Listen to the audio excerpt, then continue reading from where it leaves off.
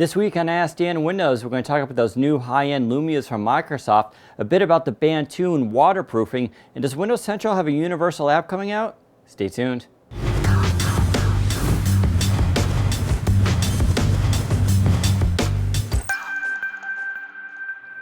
Are there any changes to the water rating for Band 2? So the Band 1 and Band 2 are both water resistant. That's very different than waterproofing. So the question is Band 2 more of that? It's not waterproof, that's for sure. But yeah, it's actually a little bit more water resistant. Of course, that doesn't really mean stuff in reality. It just means you'll be a little bit safer when you wash dishes or you're in the rain. And in fact, there should be no worries about that, especially when it comes to sweating. But because Band 2 is made with better medical grade quality materials, it does have a little bit more water resistance. So the big question though for a lot of people is there going to be a waterproof version? I don't have any firm information on that, but Microsoft, I'm confident, is actually working on this. However, they take waterproofing very seriously. They don't want to be able to say it's only waterproof to say 15 feet. They want waterproofing without any barriers. And so that's something that they're working on. I've heard it's very difficult, especially with all these components. But I would look for something like that hopefully in 2016. For now, you'll just have a water-resistant Band 2, but it should be very good quality. Do you think projects like Universal Apps will help get Windows Store better developed apps than iOS or Android? So we still have a little ways here to go with Windows 10 in terms of universal apps. They're starting to hit the market now. I've seen some that aren't released yet that are currently in development. And of course, there's the Xbox story coming in 2016. What I've seen so far is very impressive. I really like universal apps. They're fast, they're responsive, they're obviously dynamic and flexible. And the potential there is for better apps than iOS and Android. But you guys all know this story. It's a very long uphill battle. So we're going to have to wait and see how this pans out. But it's a great story to tell, and what I've seen so far highly impresses me. Do you think Continuum would work on Windows 10 mobile devices regardless of specs, possible through hacks? When it comes to hacks, we never have a firm answer because we just don't know what people are going to do with this stuff. But let's be clear here, Continuum on Windows 10 Mobile requires the ability to output to 2 displays, and that's a hardware issue. Now, I suppose there's some level that this can be hacked and you'd get maybe a display output to the computer, but not necessarily on your phone. But this won't be the same as what's available on the Lumia 950, 950 XL, and the Jade Primo coming later in 2016. So although there may be some weird hacks out there, it'll never be the same just because it's a hardware issue. What's happening with the Windows Central Universal app? So we get this question asked a lot for obvious reasons. Being the largest Microsoft site, we should have our own universal app. All I can tell you right now is we have the project in the works. It's actually in development right now, and I expect to have a beta for public use available in the next few weeks. But I'll announce that on Windows Central when we're ready, but it's definitely coming and it should be very good, and I'm totally excited. Is the outlook hopeless for Microsoft Phone fans on Verizon? So there's two ways to answer this. I would say if you're a Lumia fan, yes, I think it is hopeless. I'm sorry to say. I mentioned this months ago that Verizon was not going to be a partner with Microsoft on these devices, and that still stands true. That could change later in 2016, or if these devices become very popular, or Microsoft releases a new flagship phone. However, I think for Lumia fans, yeah, you're out of luck on this issue. The other point is regarding Windows Phone in general. Now, just because Microsoft is not partnering with Verizon doesn't mean other companies can't. So we may see devices yet from Samsung or other companies releasing devices with Verizon.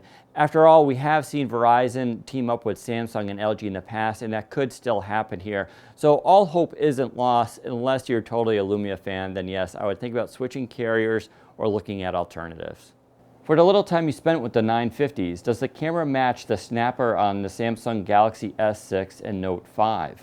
Indeed, I had very little time with these devices. I'm not quite yet ready to say they're going to be better than a Samsung. Obviously, I hold the Samsung Galaxy S6 in a pretty high esteem as far as its ability to take photos. And I think the Lumia 950 and 950 XL have a big hill there to overcome. I am confident, though, in Yuha's ability and their team over there at Microsoft to deliver really high image qualities for these devices. But until we use it in the real world, I really can't say if it's going to be better or worse, the same. But I do have confidence in the team, and we're just going to have to wait till that review comes out. Any idea about the LED notifications on newly launched Lumia devices like the Lumia 950 and 950 XL? To my knowledge, both of these devices do not have an LED notification system on there, and that's because there is Glance for both. And I'm a big fan of Glance, and I have used devices with LED notifications, specifically Android ones. And although they're not bad, I really miss Glance on, say, an Android phone. So I'm happy to see them on the Lumia 950, 950 XL. I know it doesn't satisfy everybody who would prefer an LED option, but I do not think that's here. And I think most people, though, will go with Glance and prefer that way anyway. I'm really confused between getting the Surface Pro 4 or the Surface Book. I need power and performance for my daily tasks and activities and was going to get the Surface Pro 4 until the Surface Book was announced. Obviously, there's a lot of similarities between these two devices, and I can understand how it's going to be difficult to choose between them. The way that Microsoft is sort of positioning it is the Surface Pro 4 is going to be the best tablet that makes a laptop, whereas the Surface Book is basically a laptop. They sold you on the idea that it's a laptop first. And in fact, I think most of us were convinced that this is an awesome device until they show it could detach and become a tablet as well. So the question is, should you get the Surface Book or the Surface Pro 4? I think in your case, being an IT manager and going to school, the Surface Book is your better choice. After all, it's a laptop first, and that's the way you should really think of that. You're getting a laptop that just happens to have a display that can come off to be used in limited scenarios as a tablet. Now mind you, that tablet only gets about 3 hours of battery life because the guts of that machine is mostly in the lower half. So if you're like me, you only use tablets on occasion, the Surface Book is actually the better choice, and it's going to be a little bit more powerful with that dedicated GPU, so I think that's your best bet. What happened to the stylus for the Lumia 950 XL? So I actually wrote a pretty good article on this on Windows Central, and I believe that device, or specifically that accessory, was canceled for the 950 XL. Now the reason for this is going to be kind of complicated, but that device has changed hands. It was a Nokia device, and it became a Nokia Microsoft device, and then it became a Microsoft device. During that transition time, different teams took over its product development. For instance, Stephen Elop is no longer with Microsoft, and he was one of those people who oversaw that device. So the reason that I think it was taken off was because it would confuse the brand. If you add a pen to the 950 XL, all of a sudden people start going, is this a Surface phone? And it's not. So they didn't want to confuse that. There's also this issue, which I talked about in the last Ask Dan episode, which was, I don't know how they would position this pen with the 950 XL. So far as we know, with Windows 10 Mobile, there are no real specific pen features to be used with it. Sure, there's OneNote, and then there's inking for Microsoft Edge, which is not ready for mobile. So I don't really know what the big deal here would have been. I don't think they want to put a pen with a mobile device until they can actually say, here's a device where the pen experience is core to the usage.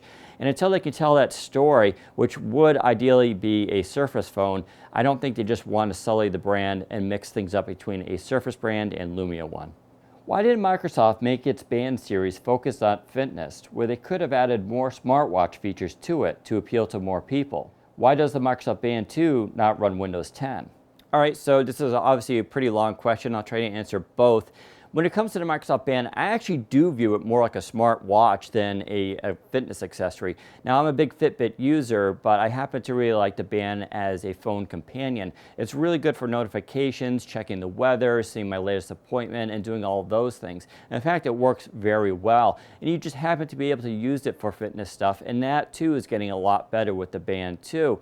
For instance, there are some more features involved in there, including the UV sensor, which now is always on. It can basically receive sunlight without you having to force check it. So I think it really is the best of both worlds. And what I really like about the Band series is it's not really an Apple Watch, but it's not a Fitbit. It feels like its own category. And that gives Microsoft some breathing room here to sort of figure out what the market actually wants, what people are going to be interested in. Now also don't forget there's a software side to this, and the software stuff is very flexible. Microsoft will be rolling out some social features for this later this year, hopefully in early 2016. So this story is still developing, but I think if you're looking for more smartwatch features, I still say check out the Band 2, as that's how I use it, and it's the device I would actually prefer to use. So why doesn't Band 2 run Windows 10 IoT? It's a really good question. In fact, early on I had sourcing says it was, but it was buggy. And I think that's the issue right there. Windows 10 and Windows 10 IoT is still very new and it's being developed in conjunction with hardware here. I think they did try to do it, but it just wasn't good enough. So you're basically running the same Band software on the Band 2 with some refinements and improvements. However, I do strongly believe that by the time we hit Band 3, we will have Windows 10 on there, as obviously this will complete the device family that Microsoft is looking for. So that does it for this week's episode. Remember, if you have a question, use hashtag AskDanWindows on Twitter or use our new email at askdan@windowscentral.com and maybe we'll pick your question. Thanks for watching. Take care, everybody.